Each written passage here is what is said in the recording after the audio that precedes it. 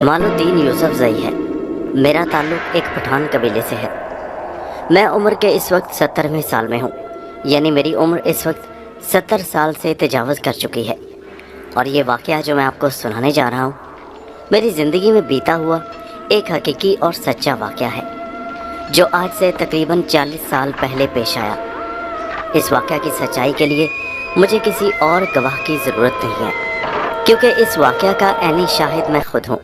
یہ یوں سمجھ لیجئے کہ یہ واقعہ مجھ ہی پر بیتا ہوا ہے، جو میں آپ کو حقیقت کے بارے میں آگاہ کروں گا۔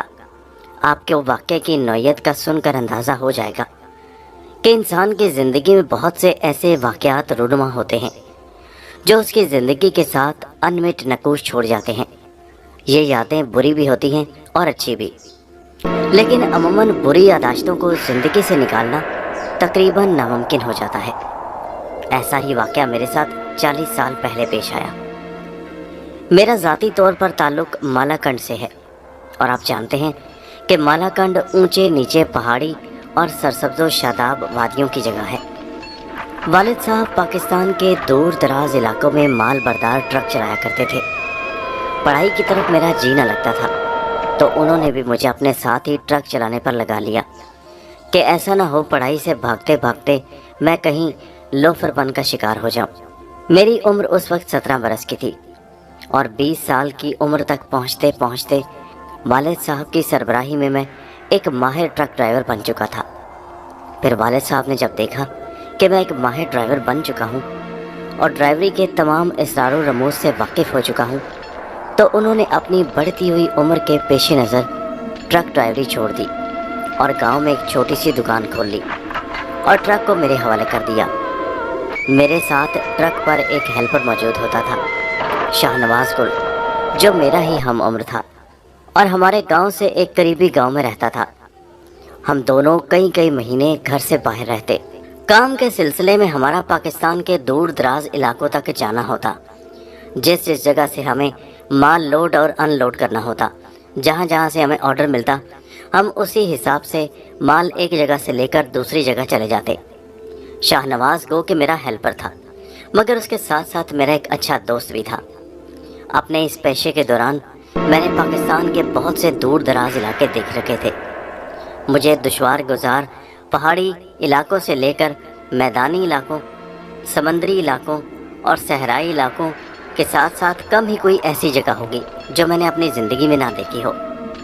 شاہ نواز گل اور میں جس جگہ جاتے، سامان لوڈ یا ان لوڈ کرنا ہمارا کام نہیں ہوتا۔ ہمارا کام صرف سامان کو پہنچانا ہوتا، مقررہ جگہ پر جہاں سے سامان اٹھانا یا ان لوڈ کرنا ہوتا۔ اسے ان لوڈ یا لوڈ کرنے کے لیے مزدور وہاں پر پہلے سے موجود ہوتے۔ شاہ نواز کا کام ٹرک کے ٹائر وغیرہ کو دیکھنا، گاڑی کی چھوٹی موٹی ضروریات اور مرمت شاہ نواز کے ذمہ ہوتی۔ اس کے ساتھ ساتھ شاہ نواز کو میں نے ڈرائیونگ بھی سکھا دی تھی۔ یوں ہی ایک روز کا واقعہ ہے کہ ایک روز ہمیں چلاس کے دشوار گزار پہاڑی علاقے کی طرف سفر کرنا تھا۔ مجھے اچھی طرح یاد ہے کہ ہم نے KPK کے ایک میدانی شہر سے سامان لوڈ کیا اور اسے چلاس کے دشوار گزار وادی میں لے کر جانا تھا اور ایک قصبے میں ان لوڈ کرنا تھا۔ سامان لوڈ کروانے والا آدمی شاہ نواز کا اچھا جاننے والا تھا۔ شاہ نواز نے اسے دوست ہونے کی خاطر اپنے ساتھ ٹرک میں بٹھا لیا تاکہ راستہ میں گپ شپ رہے گی۔ ہم نے اس کا سامان لوڈ کروایا اور ہم تینوں ٹرک لے کر چل پڑے اور چلاس کی طرف روانہ ہو گئے۔ ہمارا سفر 20 سے تقریباً 25 گھنٹے کے قریب تھا۔ سفر کے دوران راستے میں ایک جگہ پر ہمارا پڑاؤ تھا۔ وہاں پر کھانے پینے اور رکنے اور تازہ دم ہونے کے بعد ہم دوبارہ اپنے سفر پر روانہ ہو گئے۔ پہاڑی علاقوں کے موسم انتہائی خوبصورت اور وہاں کی شادابیاں اور منظر آنکھوں کو دل لبھانے والے ہوتے ہیں۔ دلکش پہاڑ، میٹھے بہتے ہوئے جھرنے، میٹھے بہتے پانی کے دریا اور پہاڑی وادیوں سے گزرتے گزرتے ہم ایک ایسی جگہ پر پہنچ گئے جہاں رات کا اندھیرا پڑ گیا تھا۔ شاہ نواز کا دوست مسعود شاہ بہت باتونی شخص تھا جس نے مال لوڈ کروایا تھا۔ ہم ایک جگہ رک گئے۔ ٹرک سے اتر کر ہم نے ایک طرف سڑک کے کنارے چولہا وغیرہ رکھا اور چائے بنانے لگے۔ وہاں پر ڈھابا نما ہوٹل بہت دور دور ہوتے تھے، اس لیے ہم نے ٹرک پر چھوٹا موٹا چائے وغیرہ کا انتظام کر رکھا تھا۔ چائے وغیرہ بنائی اور پی، اور اس کے بعد گپے ہانکتے ہوئے آگے روانہ ہو گئے۔ شام کا اندھیرا پھیلنے لگا تھا اور رات ہونے والی تھی۔ ابھی ہماری منزل آدھے سفر سے بھی زیادہ دور تھی اور رات کے 11 بج گئے۔ ہم ایک دشوار گزار پہاڑی علاقے سے گزر رہے تھے۔ ہر طرف خاموشی چھائی ہوئی تھی، سناٹے اور ویرانی کا راج تھا، کیونکہ اس دور میں ٹریفک بھی اتنی عام نہیں ہوا کرتی تھی، اس لیے روڈ پر کوئی گاڑی دوسری دور دور تک دکھائی نہیں دے رہی تھی۔ سردی کا موسم تھا اور سردی بھی بڑھتی جا رہی تھی، اور ویسے بھی پہاڑی علاقوں کی سردی بہت شدت والی ہوتی ہے، اس لیے ٹرک کے کیبن کے دونوں طرف کی کھڑکیوں کو بند کیا گیا تھا، شیشے بھی اوپر کر دیے گئے تھے۔ اچانک چلتے چلتے مجھے ایسا محسوس ہوا جیسے میرے ساتھ بیٹھے ہوئے مسعود شاہ کی طبیعت اچانک خراب ہونا شروع ہو گئی۔ اس نے جیسے اپنے دل پر ہاتھ رکھ لیا تھا۔ وہ کہنے لگا، میری طبیعت کچھ بے چین ہو رہی ہے۔ میں گھبرا کر شاہ نواز کی طرف دیکھنے لگا۔ شاہ نواز نے مجھے آنکھوں ہی آنکھوں میں اشارہ کیا اور میں نے ٹرک ایک طرف کر کے روک دیا۔ باہر ہولناک سناٹا اور اندھیرا چھایا ہوا تھا۔ شاہ نواز نے مسعود شاہ کی طرف دیکھا اور کہنے لگا، نیچے اترو اور تھوڑی دیر تازہ ہوا میں چلو پھرو، اور پھر خود اس نے فوراً کھڑکی کھولی اور نیچے کود گیا۔ اس کے پیچھے ہی مسعود شاہ بھی نیچے اترا۔ میں بھی ٹرک بند کر کے نیچے اتر آیا۔ باہر ٹھنڈ بہت زیادہ تھی اور باہر کی سردی اندر کی سردی سے بھی زیادہ ناقابل برداشت تھی۔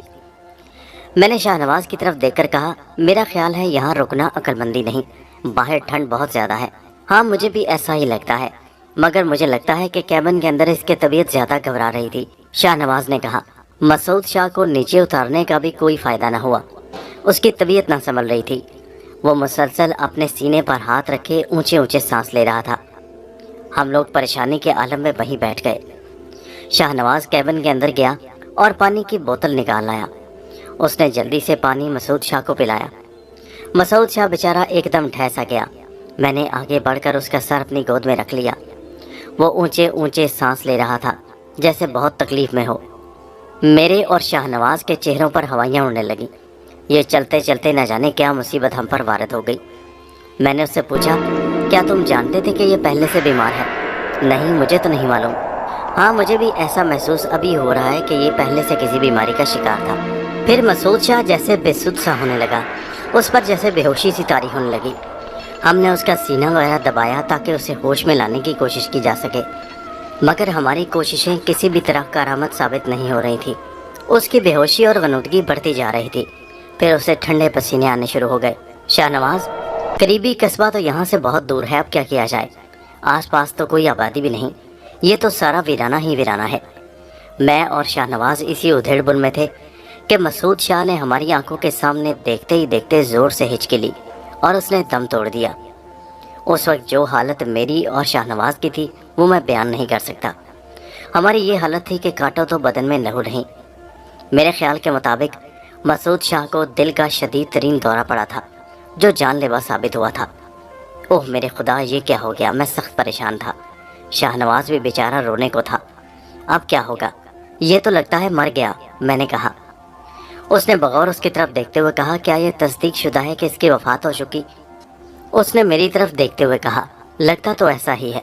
میں نے اس کی نبض ٹٹولتے ہوئے کہا، لیکن حتمی طور پر کچھ کہا نہیں جا سکتا جب تک کسی حکیم یا ڈاکٹر کو نہ دکھا دیا جائے۔ لیکن ایسا کیسے ممکن ہے؟ آس پاس تو کوئی آبادی نظر نہیں آتی، ڈاکٹر یا حکیم یہاں کہاں سے آ گیا؟ اسے کسی قریبی آبادی لے کر چلنا ہوگا۔ مگر سچی بات تو یہ ہے کہ ہم دونوں اس کے مردہ وجود کو اٹھا کر ٹرک کے اندر لے جانے سے ڈر رہے تھے۔ پھر ایسا کرو شاہ نواز کہ تم یہیں پر بیٹھ کر اس کا دھیان رکھو، میں قریبی کسی ڈاکٹر یا حکیم کو لے کر آتا ہوں۔ اگر قریب کہیں کوئی ڈاکٹر یا حکیم مل جائے۔ میرا دوست شاہ نواز میری بات سن کر گھبرا گیا۔ مطلب میں اکیلا اس کے پاس؟ ارے گھبراؤ نہیں، میں ابھی آ جاؤں گا، میں زیادہ دور نہیں جاؤں گا، دیکھتا ہوں پاس کوئی نہ کوئی آبادی ضرور مل جائے گی، تم یہیں بیٹھے رہو۔ بڑی مشکل سے میں نے مسعود شاہ کو اس کے مردہ جسم کے پاس بیٹھے رہنے کے لیے تیار کیا اور خود اٹھ کر روڈ کے ادھر ادھر دیکھتا ہوا آگے بڑھنے لگا۔ اونچے اونچے درخت، اوپر سے ٹھنڈی برفانی رات۔ میں لالٹین ہاتھ میں لیے آگے بڑھنے لگا۔ کافی دور آگے چلنے کے بعد مجھے کچے راستے سڑک سے نیچے اتر کر اندھیرے میں گم ہوتے دکھائی دیے۔ مجھے اندازہ نہیں تھا کہ وہ راستے کدھر جاتے ہیں، اس لیے میں نے ان راستوں پر چلنے سے اجتناب کیا، مبادا میں راستہ بھٹک جاؤں اور واپسی کا راستہ نہ ملے۔ میں کافی دیر تک آبادی کی تلاش میں رہا مگر مجھے کوئی آبادی نہ مل سکی۔ پیدل چلتے چلتے مجھے تقریباً 2 گھنٹے گزر گئے۔ جب آبادی کا کوئی سرا نہ ملا تو میں واپس ڈر کر بھاگا۔ جب میں گرتے پڑتے واپس ٹرک کے نزدیک پہنچا تو یہ دیکھ کر میرے اوزان خطا ہو گئے کہ میرا دوست شاہ نواز بھی بے سدھ پڑا ہوا تھا۔ اس کی حالت غیر ہو رہی تھی۔ میں فوراً اس کے قریب پہنچا اور اس کا سر اپنے گود میں لے لیا۔ وہ اٹک اٹک کر یہ الفاظ دہرا رہا تھا، یہ لاش مجھے مار ڈالے گی، مجھے بچاؤ۔ میں نے اس کا سر سہلاتے ہوئے کہا، کیا ہوا شاہ نواز، خیریت تو ہے؟ میں سخت گھبرایا ہوا تھا۔ وہ لاش وہ مجھے مار ڈالے گی۔ وہ لاش کی طرف دیکھتے ہوئے اٹک اٹک کر بولا، یہ ابھی اٹھ کر بیٹھ گئی تھی۔ کیا کہا تم نے؟ یہ اٹھ کر بیٹھ گئی تھی؟ میں حیرانی سے مسعود شاہ کی لاش کی طرف دیکھنے لگا۔ لاش اسی طرح بے سدھ پڑی ہوئی تھی اور اس کی ادھ کھلی آنکھیں بے نور تھی۔ یہ تو مر چکا ہے شاہ نواز، یہ کیسے اٹھ سکتا ہے؟ میں نے کہا۔ نہیں، یہ مجھے مار ڈالے گی۔ وہ خوفزدہ انداز میں ہذیانی کیفیت میں یہی بولے چلا جا رہا تھا۔ مجھے لگتا تھا وہ اکیلا لاش کے پاس بیٹھے بیٹھے سخت خوف کی کیفیت کا شکار ہو گیا تھا۔ یہ تم کیا کہہ رہے ہو شاہ نواز، کبھی لاش بھی بیٹھ سکتی ہے؟ ہاں بیٹھ سکتی ہے، اس نے بمشکل کہا، اور پھر اس کا سر ایک طرف لڑک گیا۔ میں نے حیرانی سے اس کی طرف دیکھا تو یہ دیکھ کر میری آنکھوں کے سامنے جیسے اندھیرا سا چھانے لگا۔ شاہ نواز بھی مر چکا تھا۔ او میرے خدا، یہ کیا ہو گیا؟ میرے سامنے پہلے صرف مسعود شاہ کی لاش تھی، مگر اب ایک نہیں بلکہ 2 لاشیں تھیں۔ اب شاہ نواز کی لاش بھی میری آنکھوں کے سامنے پڑی تھی۔ اس کا سر میری گود میں تھا اور اس کی آنکھیں بے جان ہو چکی تھیں۔ میرے خدا، یہ کیا مصیبت پڑ گئی؟ اب ایک نہیں 2 لاشیں میرے سامنے تھیں، اور میں اس ویران سناٹے میں اونچے اونچے درختوں کے جھنڈ کے درمیان خاموش اور ویران سڑک پر بیٹھا ان 2 لاشوں کے درمیان اکیلا بے بسی کی تصویر بنا ہوا تھا۔ یا میرے خدا، اب میں کیا کروں؟ اچانک بہادر ہونے کے باوجود مجھے خوف محسوس ہونا شروع ہو گیا۔ شاہ نواز کے آخری الفاظ بار بار میرے کانوں سے ٹکراتے، وہ لاش اٹھ کر بیٹھ گئی ہے، اور میں بے اختیار مسعود شاہ کی لاش کو غور سے دیکھنے لگا۔ لاش اس ویرانے میں پڑی بہت ڈراؤنی معلوم ہو رہی تھی، اور واقعی ایسا محسوس ہوتا تھا کہ جیسے ابھی وہ اٹھ کر بیٹھ جائے گی۔ مسعود شاہ کی اکڑی ہوئی لاش عجیب خوفناک منظر پیش کر رہی تھی۔ میں کتنی دیر ادھر بیٹھا رہا اور سوچ میں گم تھا کہ مجھے کیا کرنا چاہیے۔ آخر مجھے خیال آیا کہ ایسا نہ ہو کہ میرا حشر بھی ان دونوں جیسا ہو۔ مجھے فوراً یہاں سے نکلنا چاہیے اور کسی قریبی قصبے میں جا کر لوگوں کی مدد حاصل کرنا چاہیے۔ ان لاشوں کو سڑک سے ہٹا کر میں نے ایک طرف ڈال دیا اور خود ٹرک میں سوار ہوا اور ٹرک آگے بڑھا دیا۔ مجھے اچھی طرح یاد ہے، پیچھے 2 گھنٹے کے سفر میں مجھے کوئی قصبہ یا گاؤں دیہات نظر نہیں آیا تھا، اور اسی طرح مزید آگے 1 گھنٹہ چلنے تک مجھے کچھ دکھائی نہ دیا۔ 1 گھنٹے کے بعد ایک چھوٹی سی آبادی کے آثار دکھائی دیے۔ میں نے اپنا ٹرک ایک سائڈ پر روکا اور گرتا پڑتا ان لوگوں کی طرف بڑھا جو سائڈ میں ایک چھوٹے سے ڈھابے پر بیٹھے ہوئے کچھ کھانے پینے میں مصروف تھے۔ صبح ہونے میں ابھی تھوڑی ہی دیر باقی تھی۔ لوگوں نے مجھے حواس باختہ دیکھا تو مجھے بٹھایا، پانی پلایا، میری اس حالت کی وجہ پوچھی تو میں نے انہیں سارا ماجرا سنا دیا۔ ڈھابے کے مالک نے گاؤں کے 1-2 لوگوں کو میرے ساتھ ٹرک پر روانہ کیا۔ ہم واپس اسی جگہ پہنچے جہاں وہ دونوں لاشیں پڑی تھیں۔ ان کو اٹھا کر ٹرک میں ڈالا گیا اور انہیں لے کر ہمیں اسی آبادی میں پہنچے۔ ان دونوں کی موت کی تصدیق ہو چکی تھی۔ پتہ چلا کہ مسعود شاہ تو اپنی بیماری کے باعث چل پسا۔ اسے شدید دل کا دورہ پڑا تھا جو جان لیوا ثابت ہوا، اور شاہ نواز جو بیچارہ اس لاش کے پاس اکیلا بیٹھا تھا اسی کے خوف سے مر گیا تھا۔ نہ جانے اس نے لاش کو اٹھ کر بیٹھے دیکھا تھا یا کس وجہ سے اس پر اتنی دہشت طاری ہو گئی کہ وہ خوف سے ہی مر گیا۔ ایک گاڑی میں دونوں کی لاشیں ڈال کر ان کے ورثاء کے حوالے کر دی گئیں، اور میں مایوس دل کے ساتھ آگے روانہ ہوا۔ میرے دل کی کیا کیفیت تھی میں بتا نہیں سکتا۔ سامان ان لوڈ کرنے کے بعد میں پہلی فرصت میں اپنے دوستوں کے لواحقین کے پاس پہنچا اور ان کو تمام واقعات منو ان اسی طرح سنا دیے جس طرح وہ پیش آئے تھے۔ پتہ چلا کہ مسعود شاہ واقعی دل کی بیماری کا شکار تھا، جبکہ شاہ نواز کی موت لاش کے پاس اکیلے بیٹھے ہونے کی وجہ سے دہشت کا شکار ہو کر ہو گئی تھی۔ مگر مجھے شاہ نواز کے آخری الفاظ اب بھی یاد ہیں کہ اس نے لاش کو اٹھتے بیٹھتے دیکھا تھا۔ نہ جانے کیا اس نے دیکھا تھا کہ وہ بھی بیچارہ ڈر کے مارے